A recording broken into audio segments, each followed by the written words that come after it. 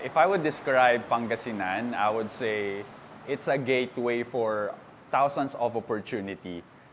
I would relate to this one with my experience because Pangasinan had offered or opened a lot of opportunities for me. Ang dami kong na-experience na bagay na I never thought na may experience ko.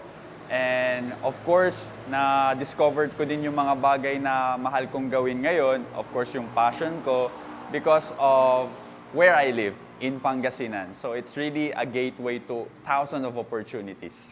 My most memorable experience or episode here in Ganda Mo, Pangasinan is my very first episode, which is the Pusurubyo episode.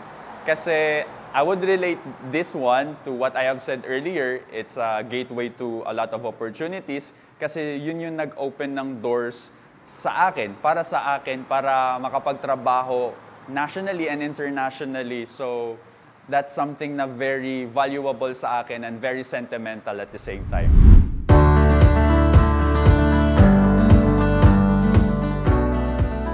Mula sa mga tsokolating gawa sa chocolate factory ng Pusurubyo hanggang sa masustansyang kanton ng Lawak, nasaksihan ko ang mga pinagmamalaking husay, dedikasyon at ganda ng dalawang bayang ito. Naging daan ito upang matuklasan kong pang world class ang mga produktong mula rito. It was a wonderful experience and opportunity for me to have witnessed what Pusurubyo and Lawak has to offer, not just in the province or the country, but internationally. Truly, it is a remarkable journey that I will cherish forever. Being exposed in these two beautiful municipalities, I have learned the importance of preserving our culture and traditions. Indeed, this travel is full of enjoyment, thrill, excitement, and knowledge. Pusurubyo is truly a strong and free municipality, overflowing of diverse culture, exhilarating destinations, and welcoming people. Lawak, despite of it being the youngest municipality in the province, is flourishing with its hard-working people. I can't wait to discover more of what this admirable province, Pangasinan, has to offer. Balbalag ya salamat kabaluyan ko. Thank you, Pangasinan, for your wonders. Tunay ngang ang ganda mo, Pangasinan!